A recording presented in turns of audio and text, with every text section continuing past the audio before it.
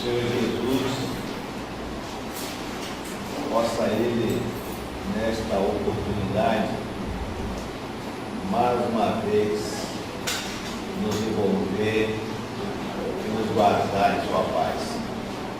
Estamos trazendo o abraço dos companheiros espíritas, do Grupo Espírita Allan Kardec de Araruama, da AME Araruama, Associação Médico Espírita de Araruama, que eu faço parte, embora não seja médico.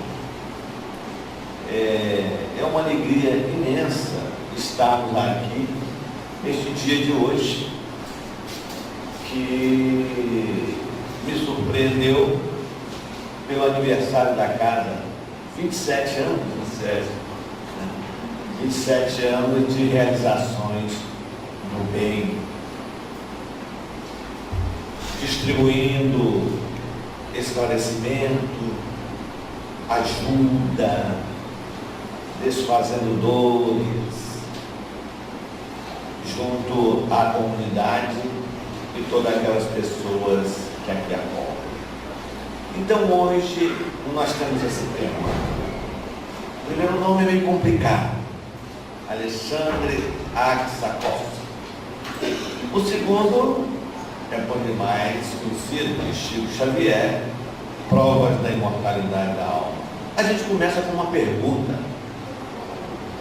Todo mundo aqui acredita que morrendo irá viver ou fica com aquela pulga atrás da orelha? Uma vez eu ouvi assim de um companheiro espiritualista: alguém já voltou para dizer, olha, uma pergunta um tanto de um espiritualista inadequada. Então, a gente tem certeza disso? Mas ninguém quem está na fila agora, né? Ninguém. Certeza, aquela certeza absoluta. Né?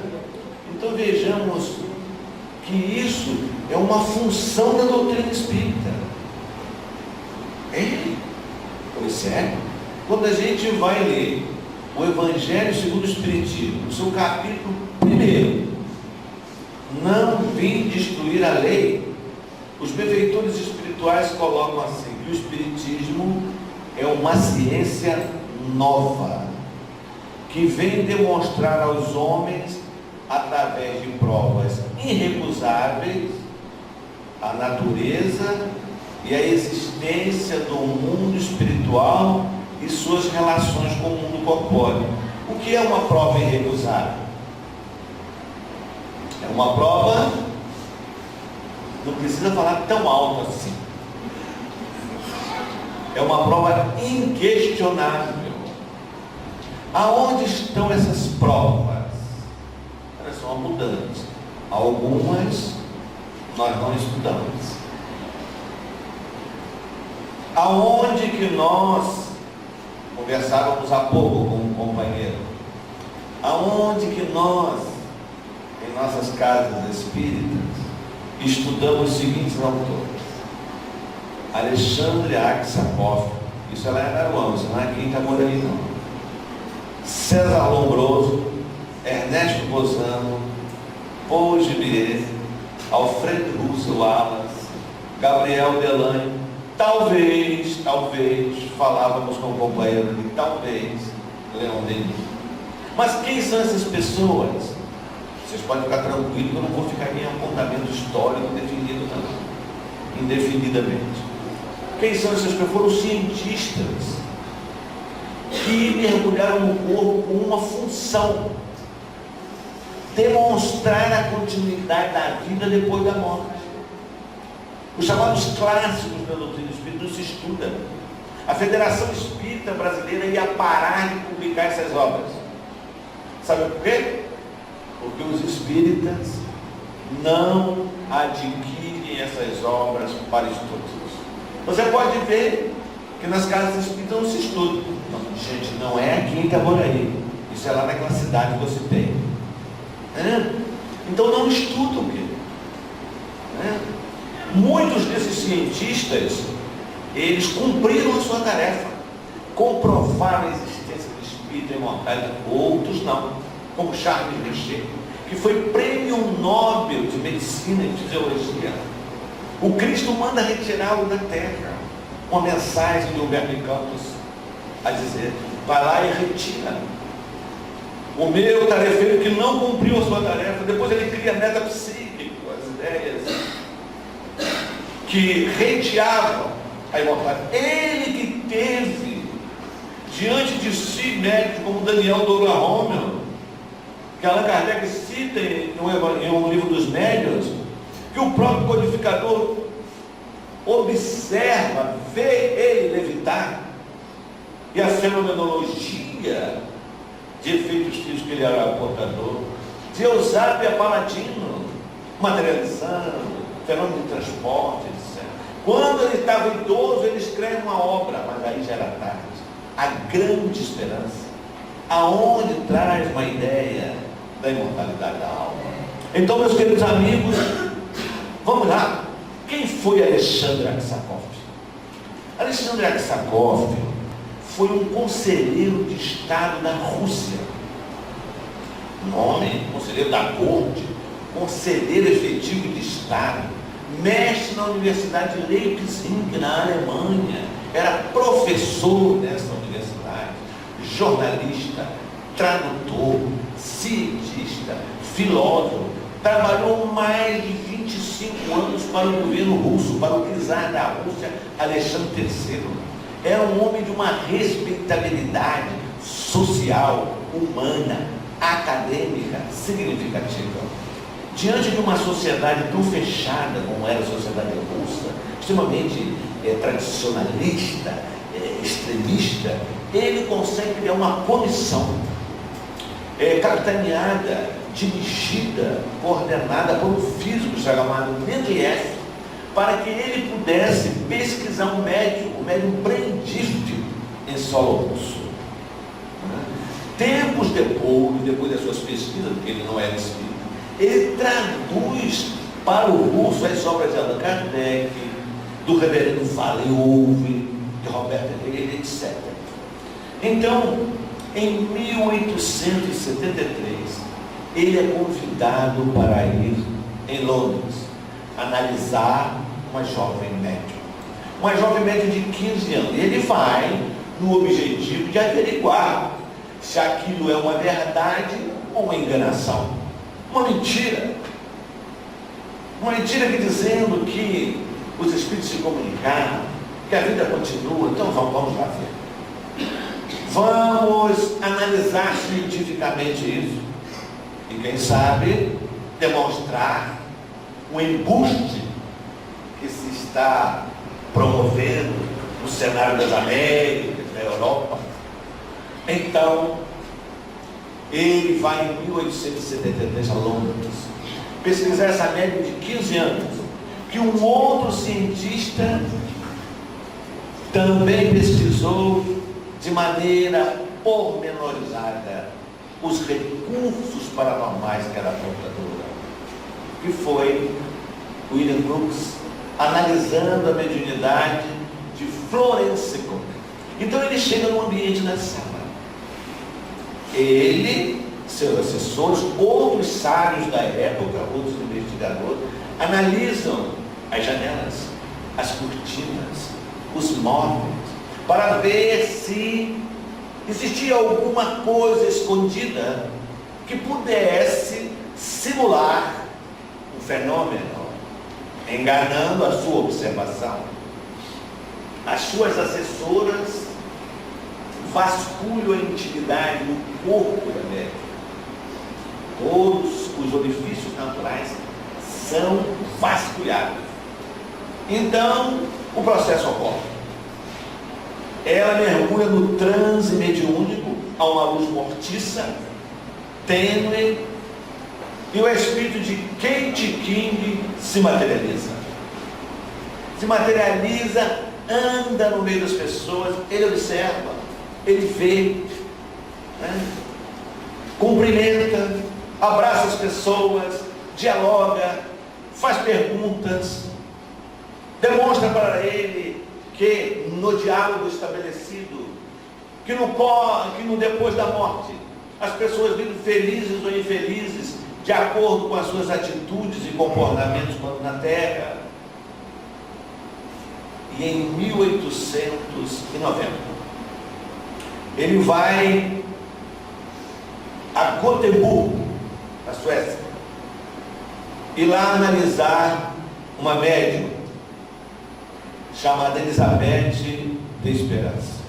Todos esses procedimentos são levados a efeito. O cuidado, né, de buscar a verdade, demonstrar que aquilo ali seja um fato real e não um embuste, faz com que o investigador se utilize de todos os recursos para chegar a uma conclusão, uma verdade ou uma mentira. Então a médium é amarrada na poltrona. Ela é toda amarrada, ele fica próximo, os seus colegas em pontos estratégicos do ambiente. Há uma luz mortícia. Só que Elizabeth de Esperança era uma médium muito diferente dos demais. Ela mantinha-se consciente durante todo o transe mediúnico de efeitos físicos, exteriorizando o ectoplasma. Ela via todo o processo. Muitos desses médiuns, meus queridos amigos, os investigadores faziam com que eles tomassem vomitório. Você imaginou uma coisa dessa? Vomitório. Porque eles achavam que podiam estar escondendo na intimidade uma substância que ela, exteriorizada, pudesse enganá-los, simulando um fenômeno. Então veja bem, muitos desses médios, torna a falar, tomavam vomitórios e após mergulhavam no transe mediúnico. Então ele ali era todo amarrado, ali próximo.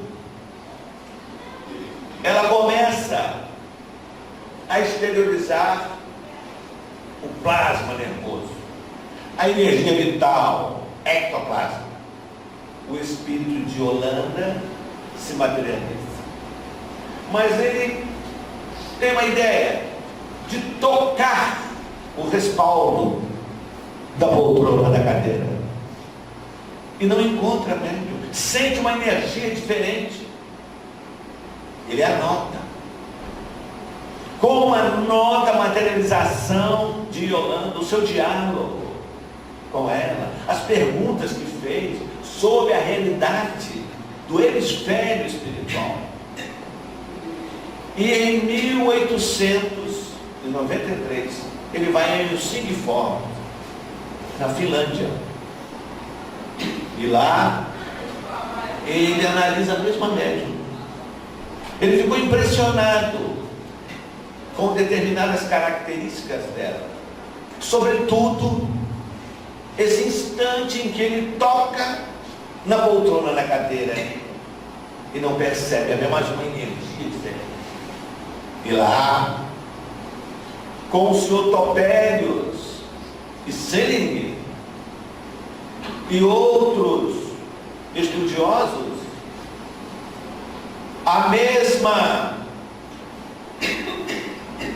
o mesmo cuidado é tomado, e aí o espírito de Leila e Yolanda se manifesta, se materializa. Há diálogos, fotografias, observações. A Mélia está amarrada, ele toca na cadeira, ela não está. Observa, a sua vestimenta está no chão, a sua roupa está no chão. Ele fica impressionado com aquilo. E aí, logo alguém diz que a reunião de efeitos físicos está muito demorada, que deveria ser encerrada, pois a médium deve estar muito desgastada. Então se ouve da cabine uma voz a dizer: não posso, não pode encerrar esta reunião, pois estou sem minhas pernas. Ela precisa ter uma continuidade. E mais 10 minutos, uma voz ecoa novamente. Agora sim, poderemos terminar a reunião, pois já tenho as minhas pernas.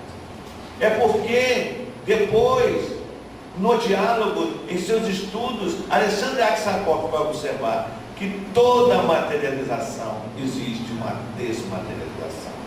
No caso da médium vigorosa, Eliosápia Paladino, Elizabeth Desperando, se dava nesse nível. Isso vai depender da gradação mediúnica. Em muitos, é uma desmaterialização das substâncias, das energias no corpo do médico, não no nível de Elizabeth Desperance. Então ele publica uma obra memorável. Aqueles que acertaram, o companheiro que é presidente da casa vai pagar o lanche hoje. Um caso de desmaterialização de Alexandre Aksakov. Depois tem uma obra monumental intitulada Animismo e Espiritismo, de 12 volumes. Então, o resultado de sua pesquisa é apresentado às sociedades acadêmicas e científicas da época. E há uma repercussão extraordinária. Muitos aceitam, outros não, questionam. Outros cientistas também demonstram cabalmente que a vida não acaba no túmulo, que ela tem continuidade. Esses espíritos relatam de maneira significativa a realidade do universo espiritual. Então nós vamos ter nos nossos dias uma figura extraordinária no movimento espírita, chamado Chico Xavier, que ele mesmo afirmava que o trabalho mais significativo que ele gostava de realizar não foram os livros de estudo, mas as cartas consoladoras, que ele endereçava pais, mães que perderam seus filhos. Não existe uma dor tão aguda, tão profunda, como um pai ou uma mãe perder um filho. É uma dor dilacerante. E aquilo ele fazia com dedicação, com perseverança, disciplina, ajudando a um sem números de corações. Nós vamos ver no dia 1º de fevereiro de 1974,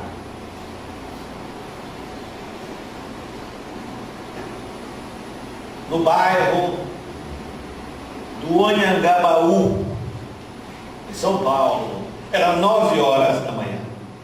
Um edifício de 26 andares, o edifício Joelma.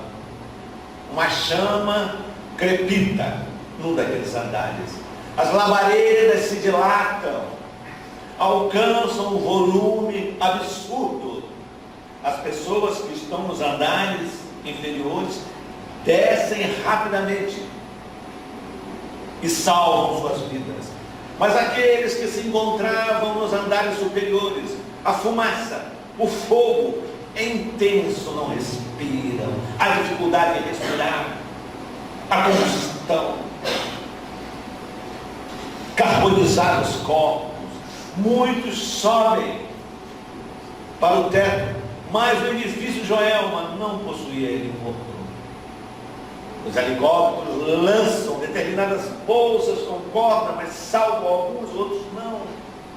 É um desespero.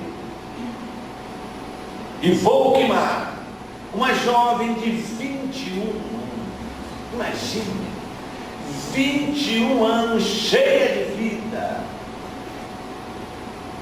A fumaça toma, o fogo atinge as suas carnes e ela desencarna, queimada.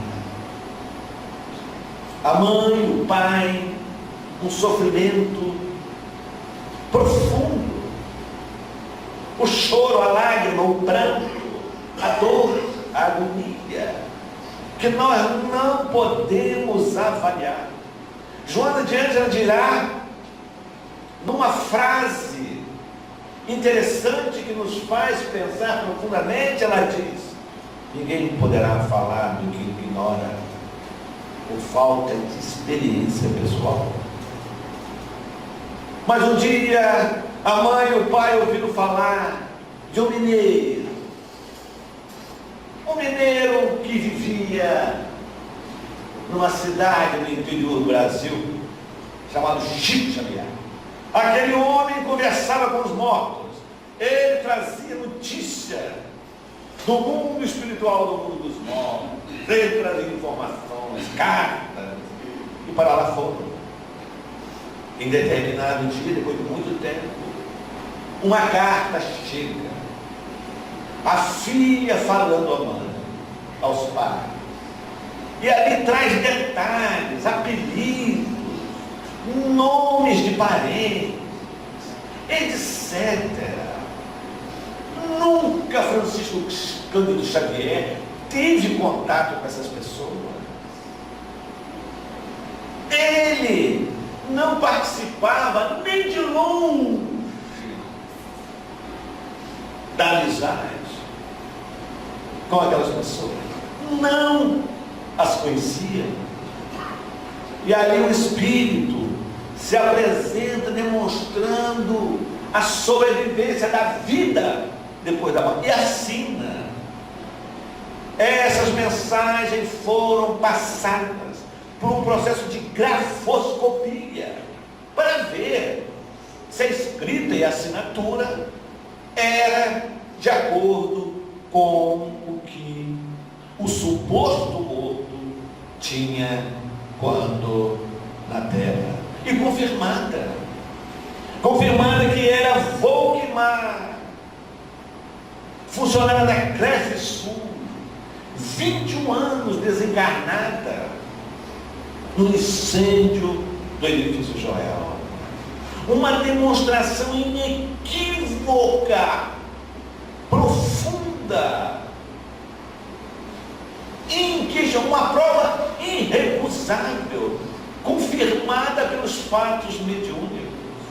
Nós vamos encontrar no mês de maio de 76, em Campinas, Goiás, não Campinas, São Paulo, mas Campinas, Goiás, dois jovens amigos, José Divino e Maurício Garcês, conversavam, dialogavam, e o Maurício diz assim: José, vê aí na pasta do seu pai um cigarro. Não faço isso, porque meu pai não gosta que eu mexa na pasta dele. Ah, vai aí, eu não faço isso. E o Maurício se dirige, eles são amigos, para a pasta do pai, do genitor, do José Divino, abre e encontra um revólver. Procurando cigarro, encontra um revólver, toma da arma, o tambor abre. As balas caem, ele fecha, aponta para um canto e começa a apertar o gatilho. E aí o José Divino: deixa isso que meu pai não gosta, por favor. Deixa isso, vai lá na despensa, vai lá e procura. Talvez você encontre um cigarro lá. E ele deixa a arma e vai à despensa. Nisso José Divino toma da arma a um espelho. Ele olha para o espelho e não se sabe o porquê, começa a apertar o gatilho. Nisso ele vira para a porta da despensa e aperta o gatilho. Nisso, o estampido. Um projétil atinge o tórax, porque Maurício Garcês vem saindo, atinge o tórax. Uma bala fatal. A aflição, a agonia, o desespero, hospital, médico. Ele desencarna não suporta os ferimentos. A polícia, o processo, e aí alguém novamente diz: procura um mineiro. Procura um mineiro nas Minas Gerais. Vai liberar. E a dor, querido, a dor ela quebra qualquer fronteira. Qualquer fronteira. A gente que acha que nós, os espíritas, somos os infernais, somos demoníacos. Mas se a dor abate na casa de qualquer indivíduo de outra religião, isso no Maria de Nazaré tem um espaço de atendimento, de ajuda. Já procuraram tanta coisa, mas que no Maria de Nazaré ali tem uma atividade de tratamento. Aqui vem, porque a dor, querido, quando se abate sobre um de nós familiares, ela quebra as fronteiras do preconceito e da segregação. Então ele vai a Uberaba, a mãe vai a Uberaba, e lá consegue, depois de algum tempo, receber uma correspondência dos seus filhos, e o filho inocenta o José Divino. A perícia, a polícia faz toda a perícia e demonstra que não houve intenção, de acordo com a realidade do ambiente, não houve uma previsão, um nexo de previsibilidade. O Espírito diz para os pais para não culparem o José Divino, porque ele não teve responsabilidade nenhuma, ele não quis tirar a vida, ele não quis matar ninguém.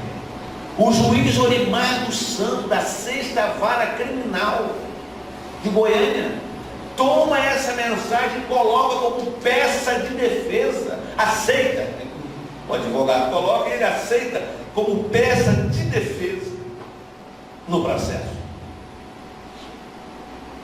Há uma divulgação tremenda no Brasil e no mundo. O morto vem e defende o vivo.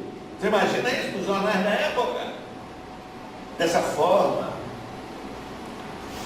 José Divino é inocentado. Depois o processo é reformado, porque não tinha jurisprudência.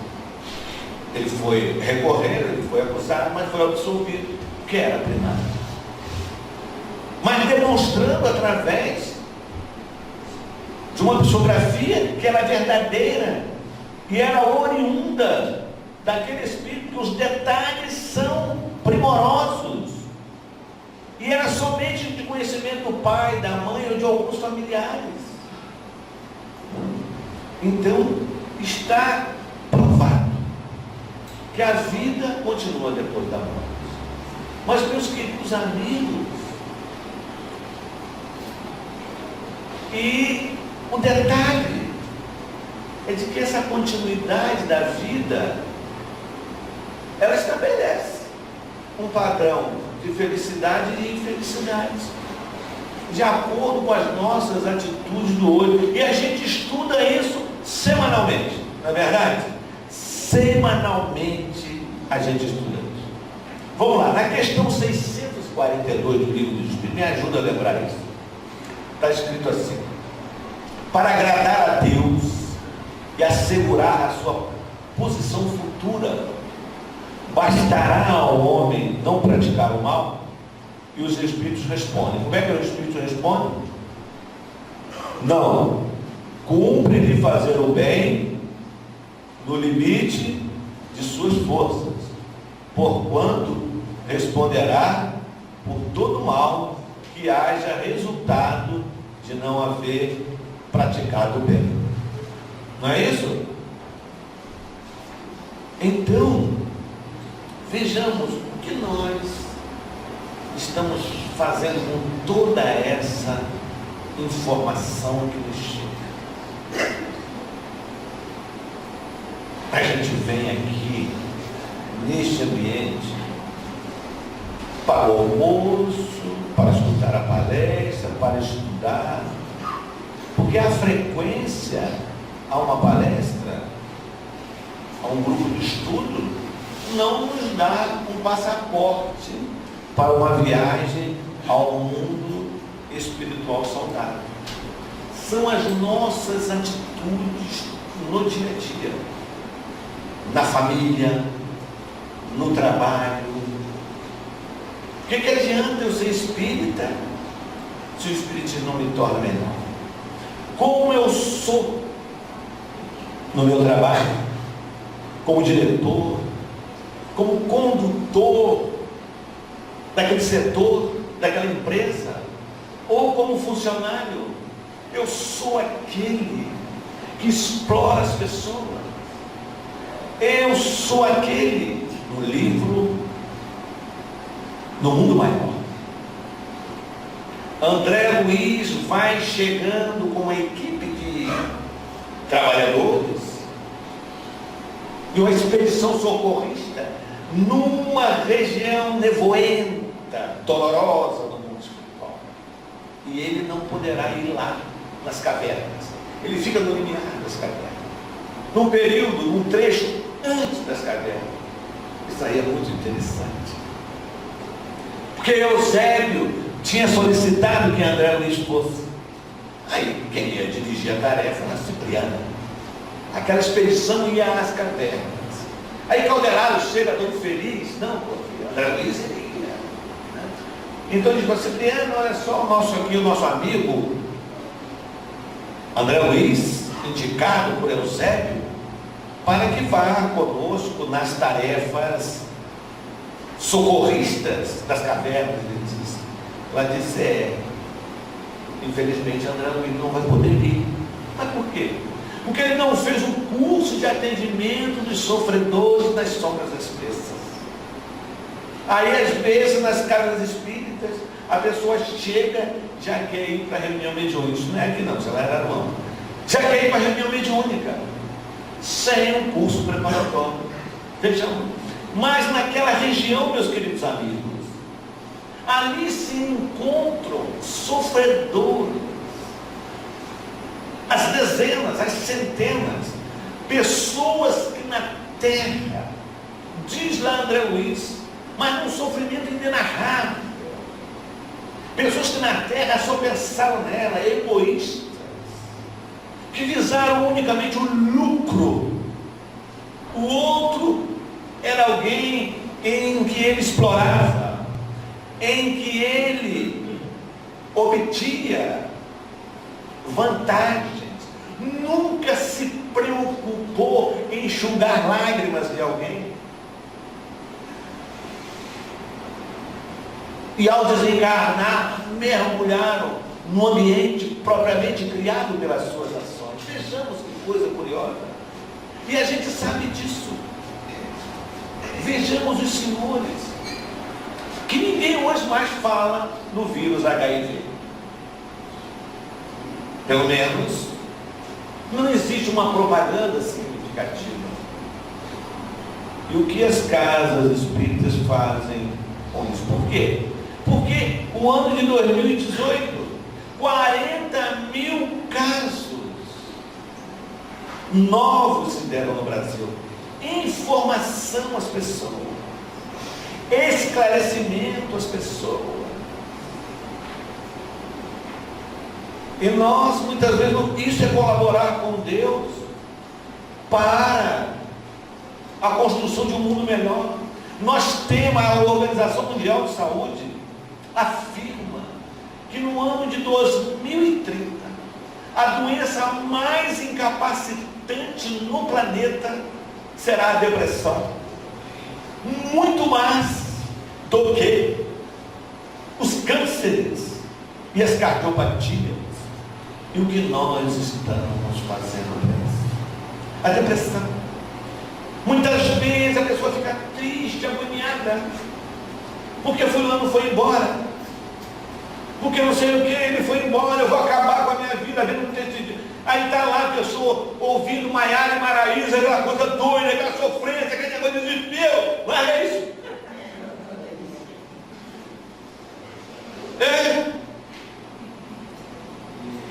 Ou se não, pega José Augusto, aquilo não é doente com aquilo. Ele vai embora. Ele foi embora. Isso é ele. Vai aparecer uma pessoa maravilhosa na sua vida. A pessoa muda tem um revés financeiro, fica alucinado, acaba com a sua vida. A maior frustração é que continua a viver, porque acha que a vida vai se extinguir e continua a viver numa gama de sofrimento indescritível, como relata Ivone do Amaral Pereira no seu livro Memória do Suicida, ditado a ela pelo espírito Camilo Castelo Branco, o poeta português que se suicidou com um tiro na cabeça, porque ficou cego. Então, queridos, uma depressão. O que as casas espíritas estão fazendo para atender o público que chega triste? O atendimento fraterno, o passe, o tratamento espiritual, mas o tratamento médico também. O tratamento médico também. Existem processos obsessivos que levam as pessoas à depressão, ao transtorno obsessivo compulsivo. Aquela pessoa que tem uma vontade imensa de lavar a mão, lava a mão umas 100 vezes por dia. Ela foi ali, ele já lava a mão. A higiene é boa, mas às vezes a gente já foi na rua, é cheio de, é virose, é germe, é bactéria, não, tem que lavar. Começa assim. Aquela pessoa que sempre se acha que está suja, aí toma uns 500 banhos, não há conta d'água que aguente, não há conta d'água. A pessoa toma banho e vai para o chuveiro tomar banho, chega a arranhar o corpo, não usa nem mais bucha, nem esponja, aquela bucha do tempo da vovó, aquela que a gente põe lá no vegetal e olha, seca. Transtorno obsessivo compulsivo. Há um transtorno obsessivo compulsivo. Ele diz aí as más línguas, que só acontece com mulher, não sei disso. Eu quero sair vivo daquilo hoje. Aquele negócio de comprar. E compra. Eu tenho uma pessoa que eu conheço, gente, ela tem na casa um guarda-roupa, deve ter uns 200 pares de sapatos de sandália. Quando abriu aquilo, me mostrou, eu falei, minha filha, para você o que é uma centopeia? Mas com tanta sandália, tanto sapato, eu falei, mas você só tem 2 pés, não há necessidade. Pega isso, metade, dá para as pessoas.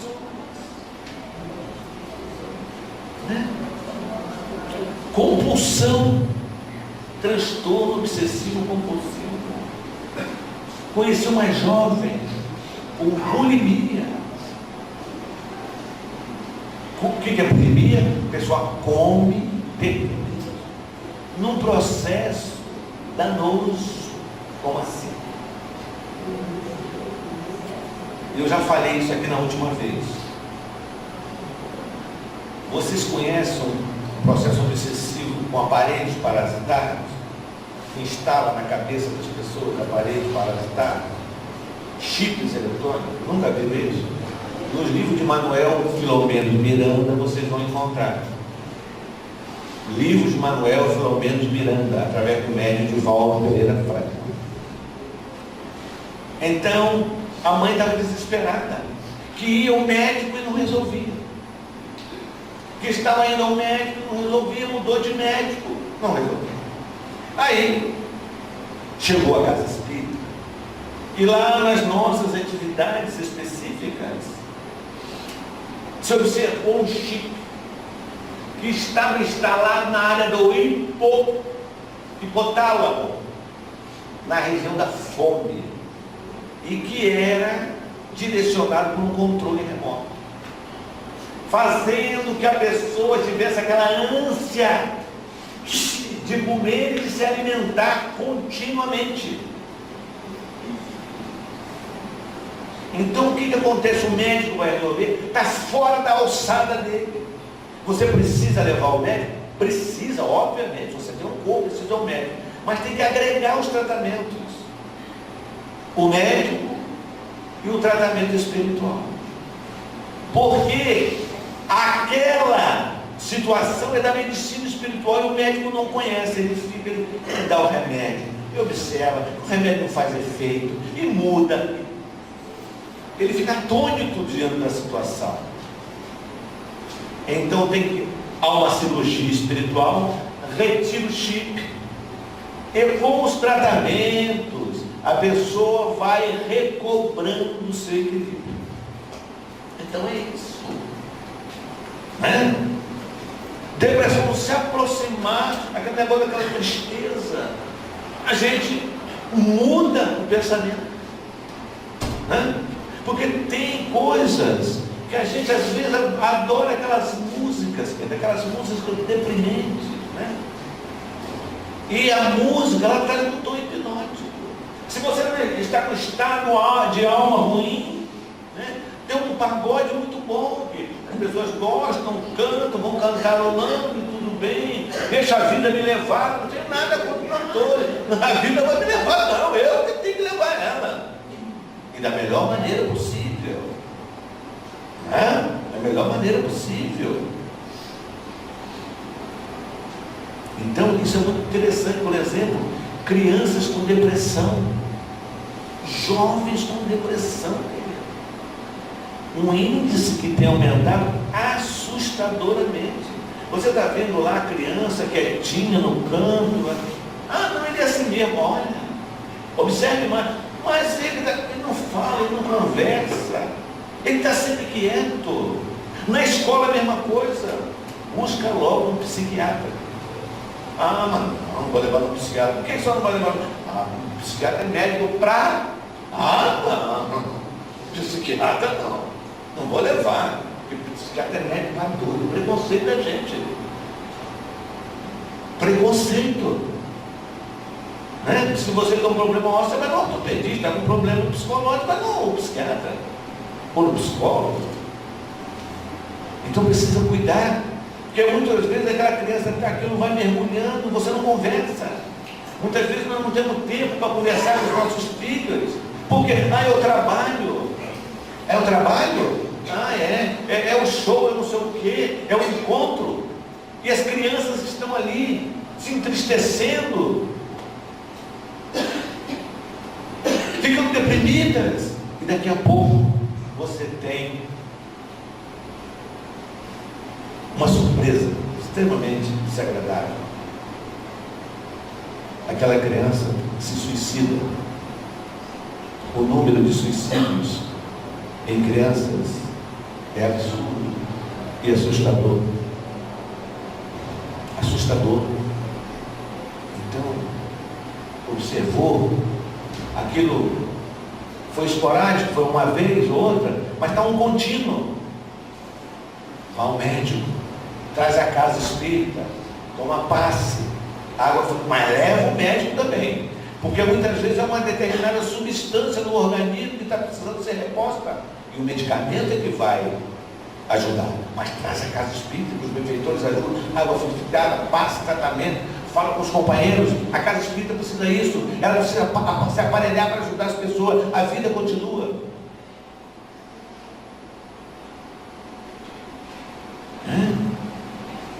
Interessante essas questões, e nós precisamos estar atentos a elas. Os espíritos influenciam em nossas vidas? Questão 459, pessoal do estudo sistematizado. Influi os espíritos em nossas vidas? Está muito alto, fala mais baixo para melhorar o negócio. Mais do que imaginar. Influi a tal ponto que de ordinário são eles que vos dirigem. o que nós estamos fazendo nas casas espíritas para ajudar a essas pessoas. Se a gente sabe que a vida continua depois da morte, os benfeitores espirituais vão falar que fora da caridade não há salvação, e dizem lá, parafraseando Jesus, de que aí está todas as leis e os profetas. Como que a gente queima nossos karmas negativos? No trabalho do bem e no autoconhecimento. Qual o meio que nós temos de melhorar essa vida? Questão 919 do Livro dos Espíritos: conhece-te a ti mesmo. 785, qual o maior obstáculo ao progresso? Orgulho, egoísmo no Livro dos Espíritos. Então essa é a nossa oportunidade. Pessoas que deixam uma geladeira numa praça. Todo mundo pode trabalhar nisso. Numa praça, e ali coloca quentinhas para os moradores de rua. E retira lá os moradores de rua, sabe que tem comida. Outros levam médicos para que eles possam ser examinados, clinicados, ter um receituário e medicamento. A gente vai vendo que após o nosso trabalho do bem, aqueles nossos problemas, e à medida que a gente melhora enquanto pessoa, enquanto ser humano, aquilo vai começando a desfazer. Aquilo vai melhorando. Mas não tem na farmácia. Eu queria comprar na farmácia o quê? Uma cartela de amor ao próximo. Não tem na farmácia. Tomar aquele remédio, eu já amo meu inimigo. O xarope de amor ao próximo. Tomo uma golada e já estou amando o outro, aquele que me prende. Não tem.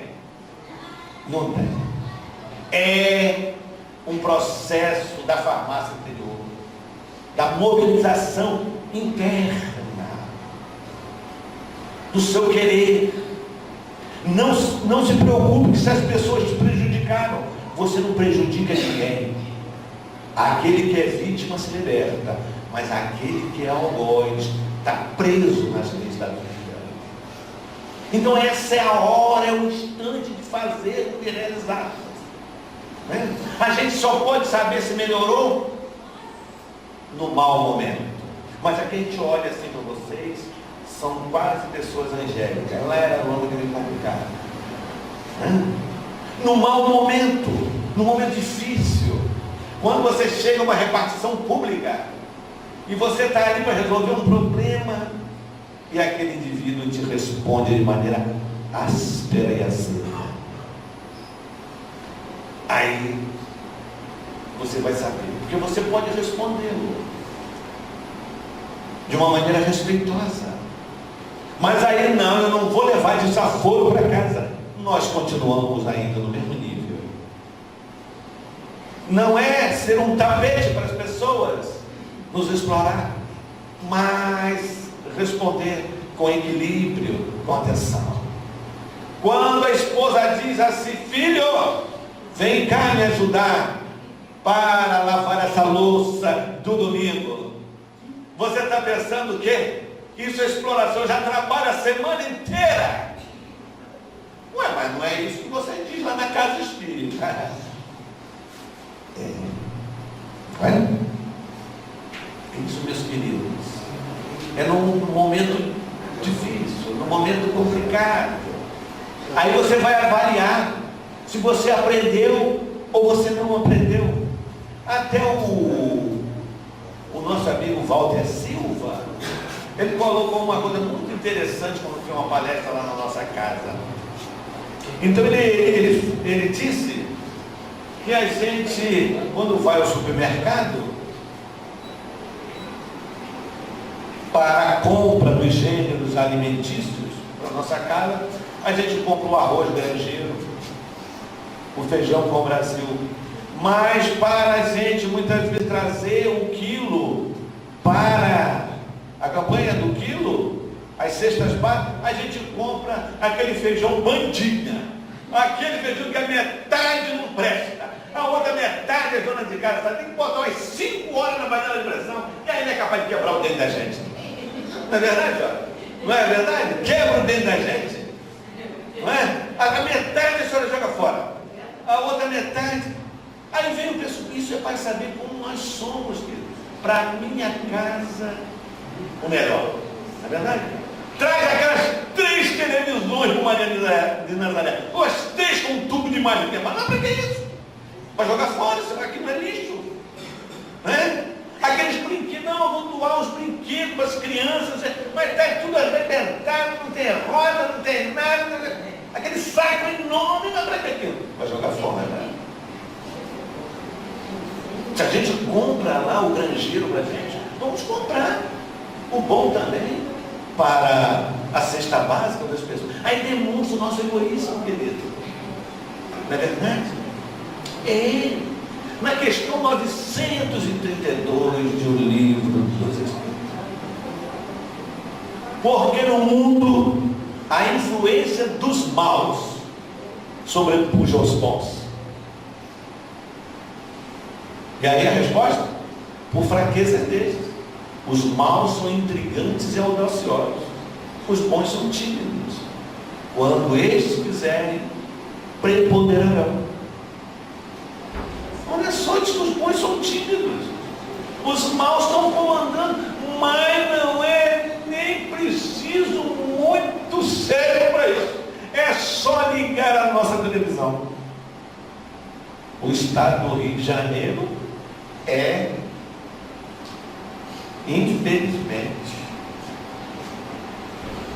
um quadro dos mais infelizes dessa prática.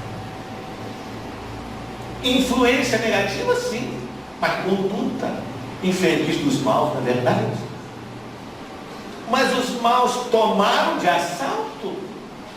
Ué, nós é que conduzimos os maus. Ué, precisa pensar nisso. Então os maus são intrigantes e audaciosos. E o que nós estamos fazendo para o bem chegar? É isso aí. Muitas vezes o indivíduo é um empresário e poderia estar colaborando para a construção de uma escola num determinado local que não tem escola. Né? Ele é um empresário, ele poderia estar, porque vai levar cultura, conhecimento, escolaridade, possibilidade daquelas crianças terem uma formação amanhã. Porque para tudo na vida hoje precisa escolarização. Então, vejamos a oportunidade que nós temos. Um jovem, um menino, reuniu um grupo de colegas e sai por aí plantando árvores. E hoje, os ministérios de saúde de muitos países chegaram à conclusão que uma árvore, a floresta, é um problema de saúde pública. Olha só que coisa fantástica. É um problema de saúde pura, porque é ar. É um ar melhor para a gente respirar. Preservar o meio ambiente é saúde. Vejamos que coisa que se pode ser feito colaborando com Deus na construção de um mundo melhor, do reino dos céus, que vai ser construído dentro de nós, para fora de nós. Em casa, com os filhos, acompanhar as crianças, comprar boas histórias para as crianças, ler com elas. Elas estão ainda jovens numa janela de oportunidade. É como uma massa de modelar, que você pode estar água mole em pedra dura. É isso aí, é exatamente isso. Que você vai orientando, que você vai lendo e dando a interpretação positiva, saudável.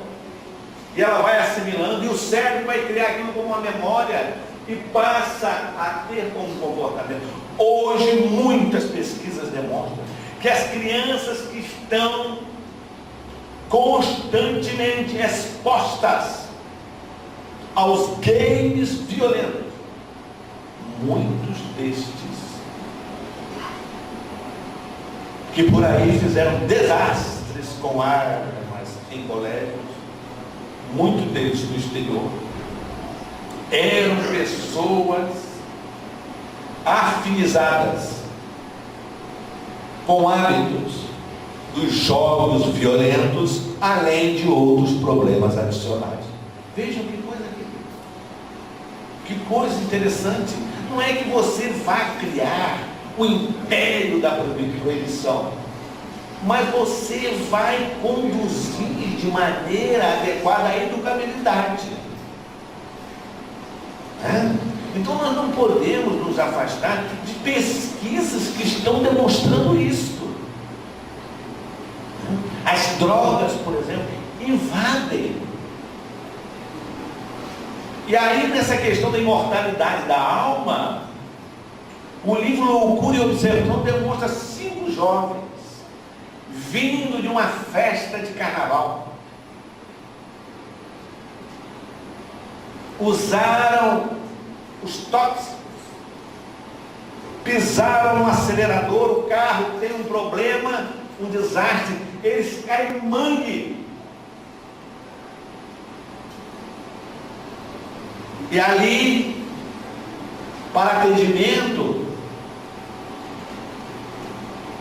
pelos benfeitores espirituais, há um processo enorme de dor e de sofrimento para aquelas criaturas.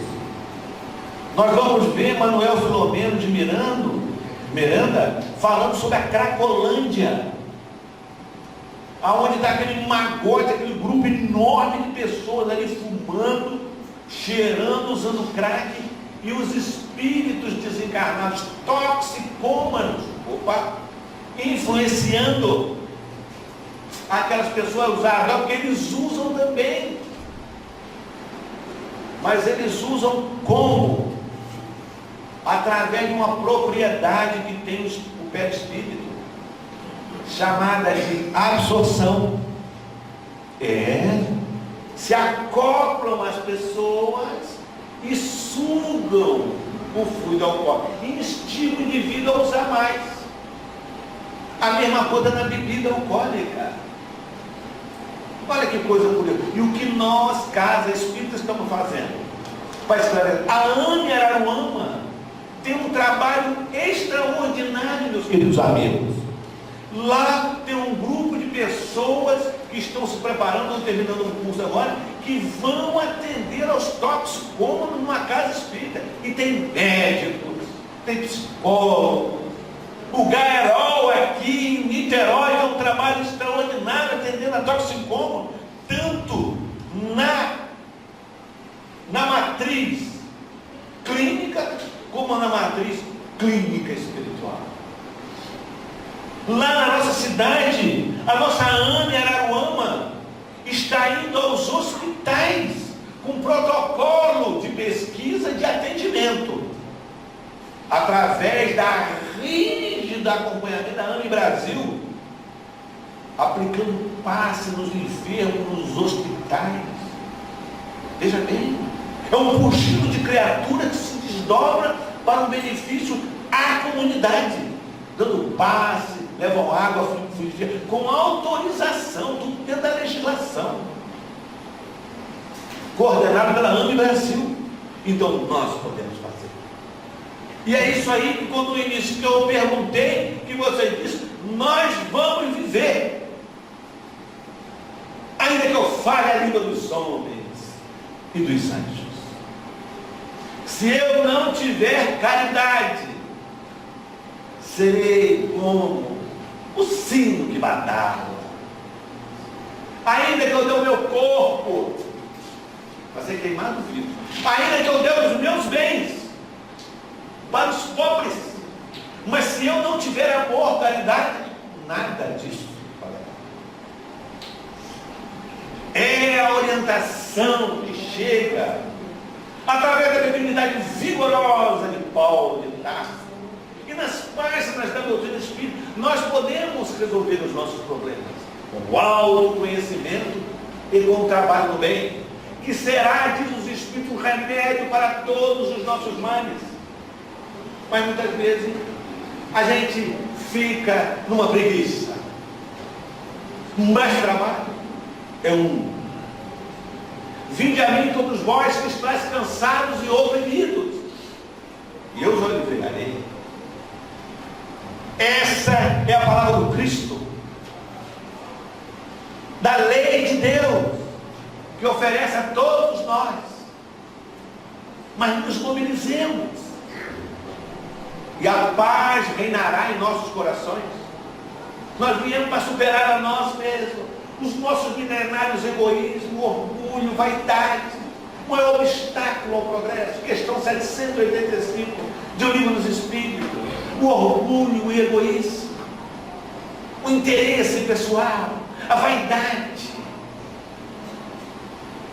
E assim, pedindo a Deus que nos ajude a superar as dificuldades, compreendendo que a vida continua depois da morte, e é um fato científico constatado, que Ele possa nos ajudar nesta recuperação, no aproveitamento do nosso tempo, porque no livro Voltei, o com Jacó vai dizer, que encontrando lá as criaturas do mundo espiritual, alguns espíritas, ele observa que o povo estava muito aflito com o tempo que tinha perdido na terra.